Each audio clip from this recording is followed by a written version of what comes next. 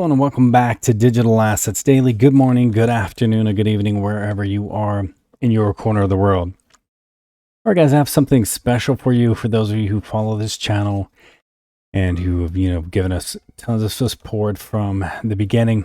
But bear with me as technical videos are complicated and very easily to get off track and to run into many other directions than when the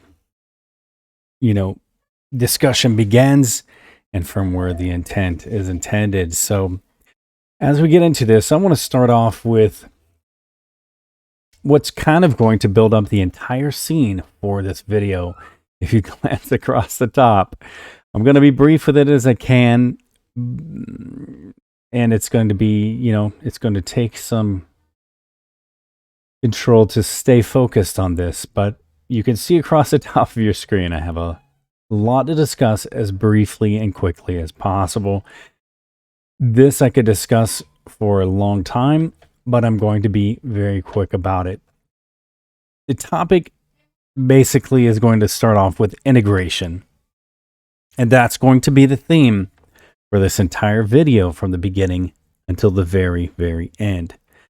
As we dive into integration, let's break it down very simple. What is the definition of integration?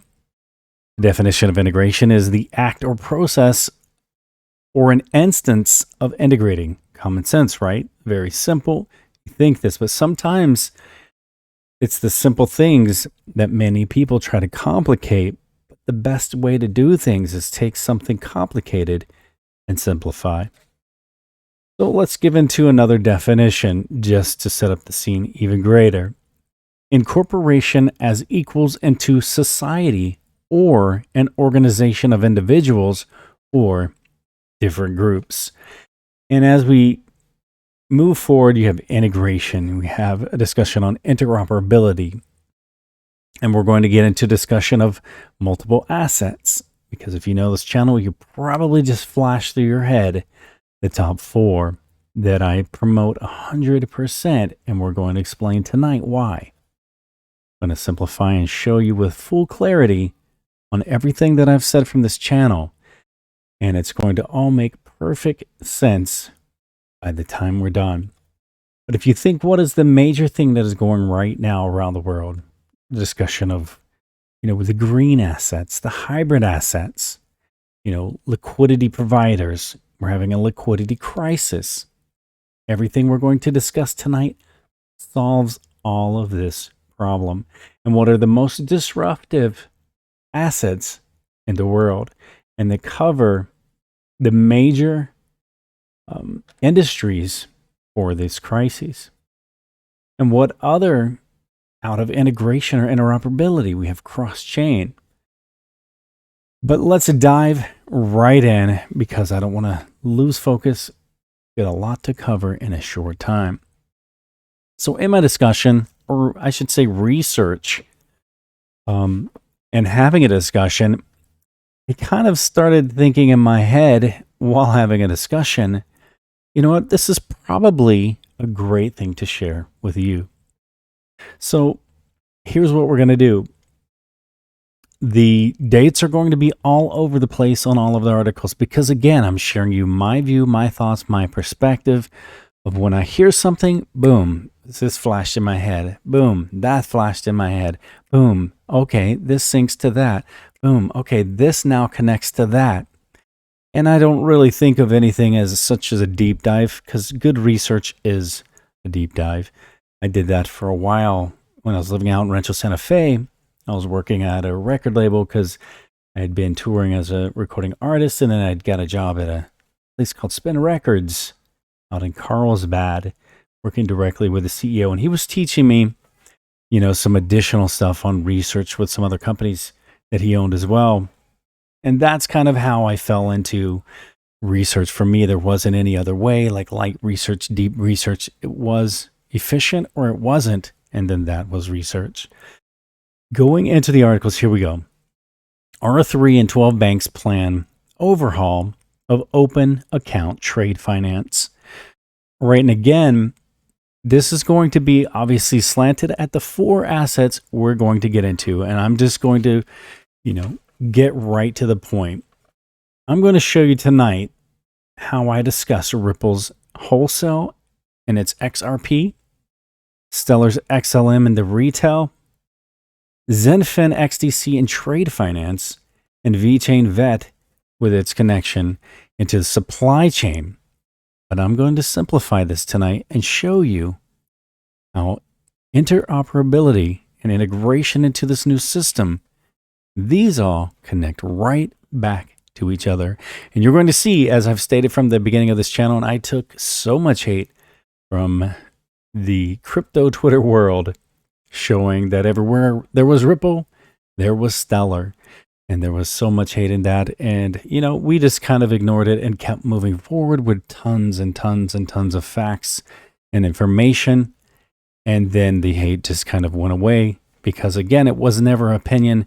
And we try to minimize that absolutely from this channel because the majority of the time, a lot of opinion is either missing the whole view or it's not accurate. So we try to just stay away from that. And I know that's the greatest part of many of these shows is people want that specific channel's opinion. But again, just clarifying for me, nothing else against another channel. Just saying that's why I try to avoid it and I try to stay away from it. And though a lot of us have private conversations, you know who you are. And we have a lot of discussion and messaging and phone calls and texting, etc. But again, that's kind of different. It's on a more of a personal level. And I know I should probably treat all of this that way, but just explaining why I haven't. But here we go, diving in. Now, the blockchain consortium R3 is collaborating with 12 banks and technology vendor TradeIX on an open account trade finance project for corporate buyers and sellers around the world. Then you go into the R3 TradeIX and the participating banks, and you go through the list and you start realizing, hey, wait a minute. This asset also connects to all of them too, and that's for good reason. We're just going to skip right down to the bottom of this article. R3 also announced that the International Trade and Forfeiting Association, the ITFA, is joining the R3 network and will be involved in this project and others. And then everything starts making sense. We're going to speed up as much as we can, guys, from here. If you think back to R3, 85% of the Italian banks are exchanging interbank transfer data on Corda. And that was through Corda. Obviously, we've shown, there was a discussion of the different assets that are involved. And we said, absolutely, we know that R3 does connect to XRP, XDC, SIA, Quant, and even Stellar. Because again, everywhere that you can find XRP, you will find XLM. And you'll also find others. So that's where it gets very, very exciting in all of these articles. So then you come down to, you have the blockchain benefits before Spunta. Each bank had its own software for exchanging data related to interbank transfers, said Demetrio Migliorati, the head of blockchain at Banca Mediolanum. So using Corda for data exchanges between banks was also lower stakes than moving fiat between banks on a blockchain. And if you get into all these articles, I know I have a lot going on at the top, but believe me, I cropped a lot of those out of there to, once again, try and stay my best as I could on track. And it's stating also too, one of the comments, if we want to do something new for Spunta, we change it immediately, and it is changed for all banks, said Migliorati. And again, Spunta, that's a whole other conversation, but again, it brought me into a lot of different thoughts, and it led me to the trade tech. Now, as we get down into the trade tech, what I'm going to show you here was, I went a little bit too far. And the partners for trade tech, and again, what is Zenfin's XDC? We're going on focus here. Each asset, of course, can expand. I don't want to lose track on that, but we're talking focus was trade finance. Now, if we go into the partners, then we have ITFA, which is the International Trade and Forfeiting Association. Who do we have else but down here but IBM? IBM, the first for quantum computing, then Google, who I think actually took credit for being the first. And then we have Now College, blanking off the top of my head. I was even reading again today. One of the colleges are now working on quantum computing. There's a whole deep conversation in that too. We're just not even going to go into that. Maybe after August, when a lot of politics have kind of, the fire is settled down, so to speak, maybe we'll bring back up the quantum computing and all this side of that explains a whole lot more what's going on. But TradeTech is a member of the IBM Q Network, a community of Fortune 500 companies, academic institutions, startups, and national research labs working with IBM to advance quantum computing. Obviously, if I bring up IBM, my first thought goes right back again to Stellar. Then we have Linux, and then we have Red Hat, then we have Hyperledger, of course, Hyperledger Fabric. So then, once you go into the ITFA, and we're going to bring up a few other details with the ITFA, which is very exciting as well, and very respectable and honorable. And this is going to be exciting, especially for the Zenfin crowd. And I believe it's all going to make a lot more sense again. So Enigio, if I said it wrong, my apologies, but Enigio supports the ITFA Digital Negotiable Instruments, the DNI initiative.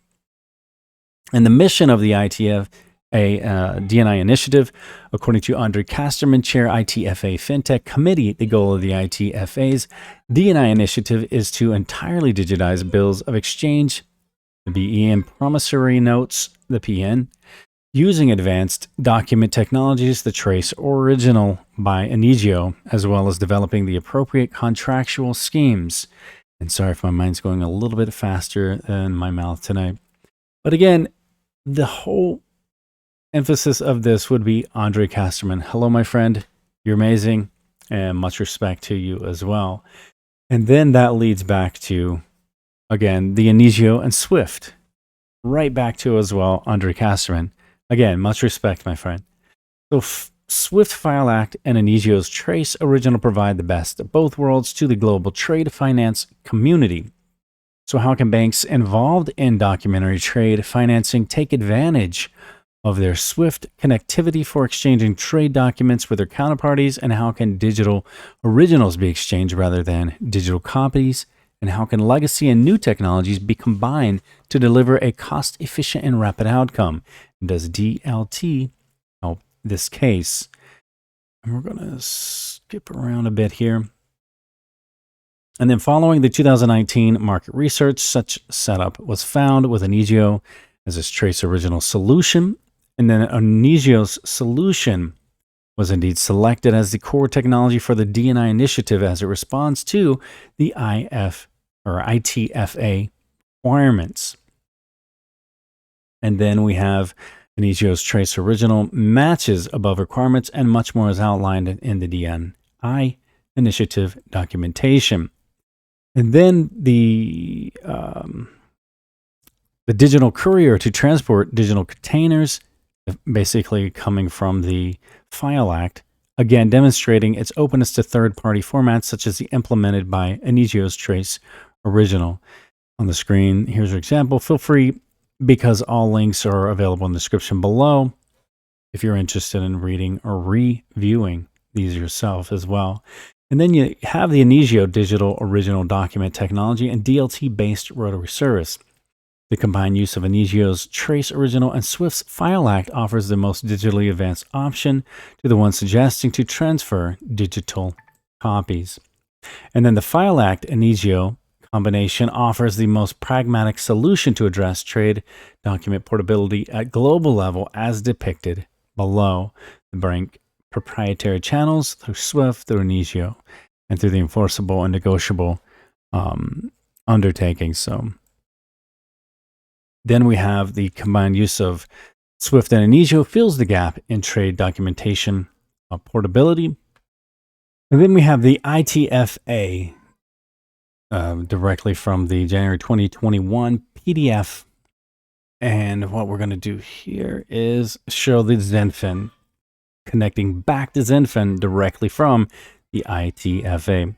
So Zenfin, an ITFA member with regulated entities in SG and UAE, provides an advanced tokenization and liquidity sourcing platform in support of trade finance and stablecoins to bring retail and institutional liquidity to alternative lenders and traditional banks. Zenfin is also based on hybrid blockchain technology.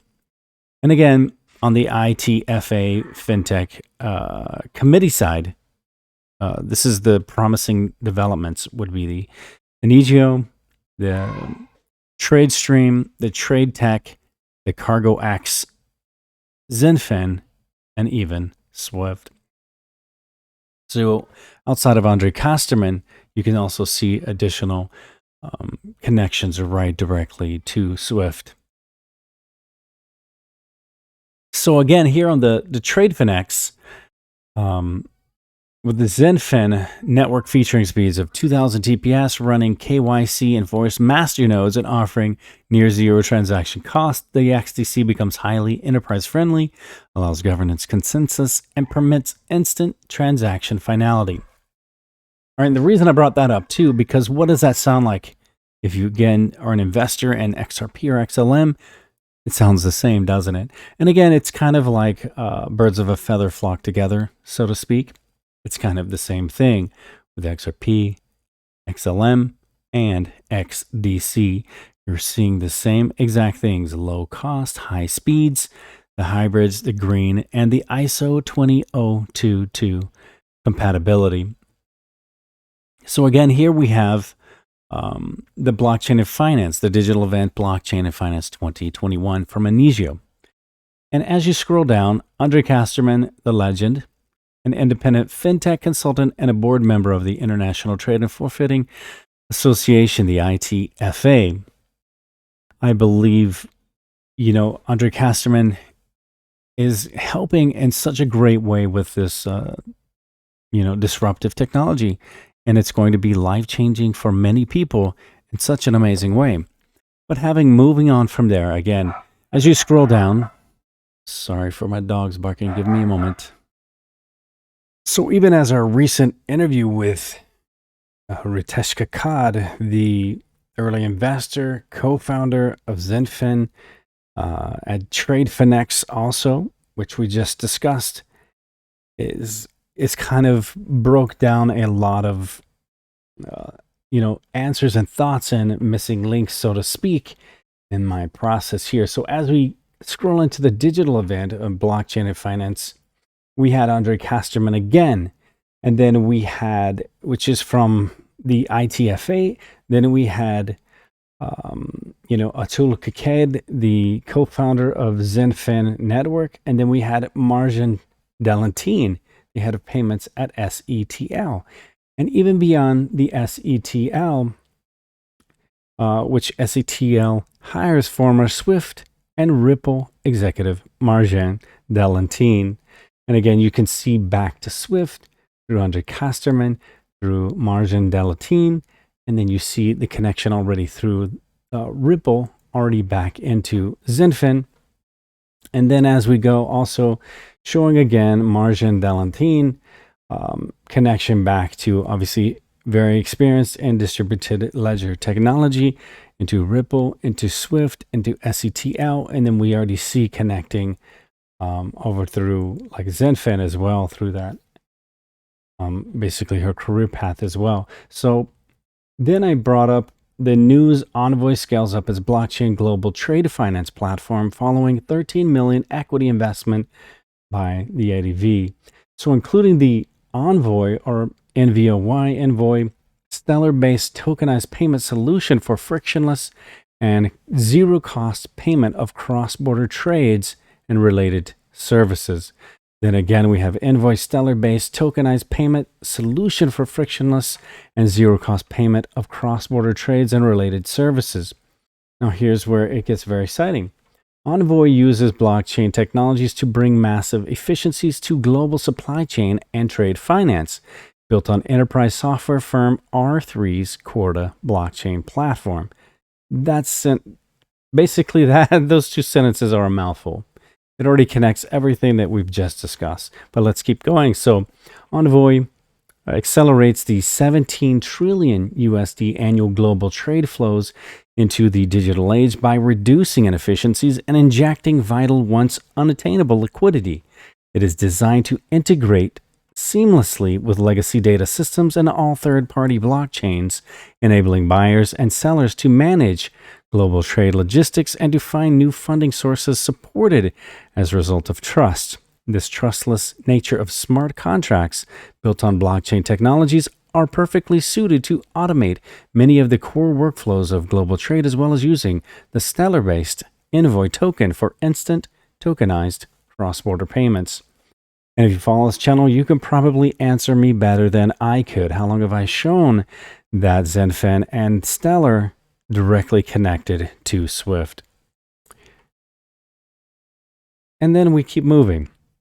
Why Swift chose R3 over Ripple, and what does it mean for XRP? Headlines are kind of tricky and almost irrelevant, but they're good to catch so that you can see something that sparks off another thought or something else. And again, it sort of did, and it sort of didn't, because XRP is already back, from the beginning, back with R3. So, headlines are a little bit deceiving, but if you understand them, then the headlines are really irrelevant. It just brings to the attention of Swift and R3, which XRP is already a part of. So is XDC, and so is XLM. So Stellar and Ripple, again, you're going to find them everywhere as well. So Swift, the global messaging system to settle cross-border payments, today announced that it would link R3's open source blockchain solution at a proof of concept stage. Later today, we are announcing integration with R3, confirmed Swift CEO Gottfried Leibrandt during the Paris FinTech Forum, and he added that the trial would see the interaction of Swift's payment standard framework, dubbed as Global Payments Innovation, or GPI, with R3's trade finance platform. And then that's another thing which we've explained plenty of times with the GPI and the Lightning Network, etc. We're not going to go there because, again, I think I'm already head over heels. I'm just going to keep moving forward. My apologies for the dogs barking. Kind of got me a bit distracted. Again, I'm just going to keep moving because it just gets a little crazy if I stop at this point. So again, here in an interview with Andre Kasterman, and again, guys, don't think these guys are stupid. They're the ones making all of this new technology. They're very brilliant people, very intelligent, and very, efficient and educated. So again, believe me, they know all of the different assets. And again, as Brad Garlinghouse said, the 1% he believes survive. And I made it, for a long time, I've explained how I agreed with the 1%, even back whenever there was only about maybe 5,000 cryptocurrencies. And I believe now, feel free to leave it in the description or in the comments. I believe we're over like 8,000 or more cryptocurrencies out there now. It could be much, much significantly higher than that. But even at 5,000, I believed it would be 1%. And I believe still today that it's probably going to be 50 or so of those major assets that are going to all integrate. They're going to be all interoperable, cross-chain, just connected for this entire system to run seamlessly.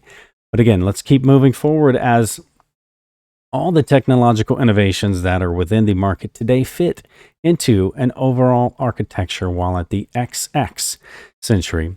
Everything was built nationally, and the countries were then interconnected via SWIFT. In the field of international payments, digital solutions have called into question the organization country by country, and technology therefore no longer takes borders into account. The correspondent banking model based on pre-funded nostro-vostro accounts is also called into question. We are moving to the world of liquidity on demand, or on-demand liquidity, ODL. So through the use of crypto assets such as XRP and Ripple and XLM and Stellar, already with SEPA, Europe has made a significant contribution to bringing countries together around a common multi-country platform. And again, Andre Kasterman, connected to SWIFT, connected to ITFA, connected to Zenfin, and the amazing team there as well. Here he is discussing Ripple's XRP and Stellar's XLM and discussing their focus by design, their use case. So again, we're going to keep moving forward. And as we scroll down, just because we brought it out and it was in the discussion, can you tell us more specifically what are the implications of migration 20022 for the payments industry? ISO 20022 is a data structuring standard that was created in the late 1990s by SWIFT. This standard has already been imposed by the European regulator in the payments market as part of the SEPA project.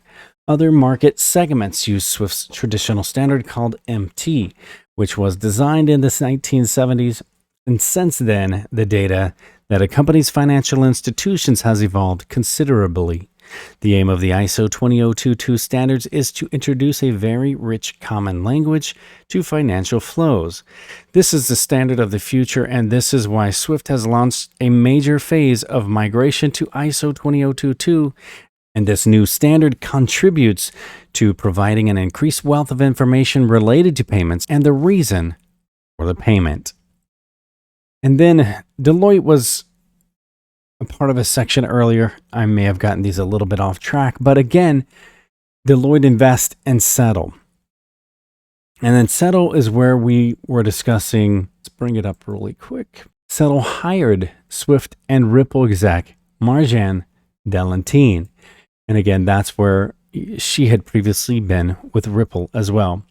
So Deloitte investing into Settle, Deloitte has made an undisclosed investment in financial services blockchain outfit Settle, and again, launched in July 2015 to deploy a multi-asset, multi-currency institutional payment and settlements infrastructure based on blockchain technology. Settle completed its first round of fundraising in the summer.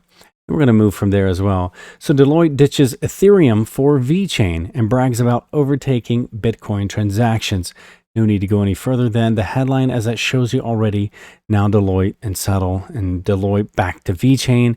And we can already show you many different connections from VeChain, and as we have before in many videos, back to Ripple, etc. So DLT-based solution to help banks digitize financial instruments.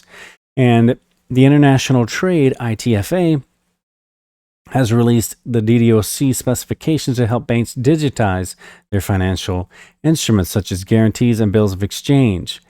And Andre Casterman, again, the legend, back into another article, shared this information through a brief report on DLT in action. So again, Andre Casterman, very brilliant, very classy man. And you can see his connection to everything we're discussing tonight. Just pure brilliant. So combining three technologies, ITFA designed the DDoC specifications around three building blocks. And these are the digital container, which is developed using the Ricardian contracts and the JavaScript object notation, or the JSON, the electronic signatures and stamps, and shared public distributor ledger technology, which acts as the digital notary. Sorry again, guys, I think my mouth's getting a little bit dry, but the Ricardian contracts are basically the smart contracts, and then you have JSON and DLT. So if you think of it that way, it's going to simplify it a bit.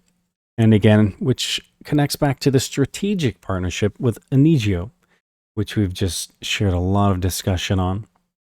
And again, here we have create a Ripple application using Spring REST template on the Ripple APIs. You have the Ripple setup. And then I know this is irrelevant, but just showing the JavaScript on Ripple, the JSON on the XRPL. And then we have in this article here as well, we have the smart contract systems, just bringing up smart contracts. The leading platform in smart contracts has been Ethereum, despite high reliability and security due to large community backing.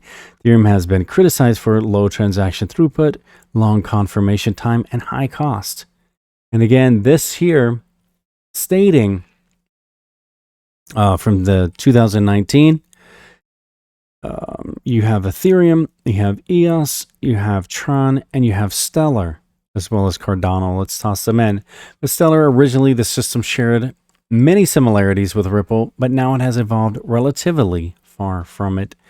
And again, going into discussion of the Stellar cores, the SCP, the FBA, POW or POS, and then the Stellar core node. I know I'm getting a bit distracted, but I'm just trying to continue pushing through. So Ripple wins US patent for a new Oracle-based smart contract design. And as you get into the article, it's basically discussing Codius. You know, Codius, there's a lot of discussion. Is Codius dead or is Codius not dead? Is Flare any kind of a connection to Codius? It goes on and on. You know, I'm neutral from that. But one of the two authors of the patent, Ripple's former CTO Stefan Thomas, previously revived a defunct project called Codius, one working to bring smart contracts to Ripple into a new startup, Coil. So again, I just want to throw that up there as well, because there's a lot of conversation, again, with that, on wondering if it's any connection to what's going on with Flare. But the emerging innovations in blockchain technology, again, is the Rise in Blockchain Consortium, or Federated Blockchain. And the federated blockchain is quite similar to private blockchain. You have the BOS and the Ricardian contract, or again, basically the smart contracts. So again, I know I was kind of all over the place, but I just wanted to show the connection throughout this video. We've seen how no matter how you break down the financial system, that you're going to find Ripple XRP, Stellar XLM, Zenfin XDC, and VeChain's VET, all interconnected throughout the system. Because as I often say, from the focus, XRP, you have wholesale, XLM, you have retail, XDC, you have trade finance, and VET, you have supply chain. Not to get distracted from tonight's video, we can go into that conversation in multiple videos, and there can be other assets brought in as well.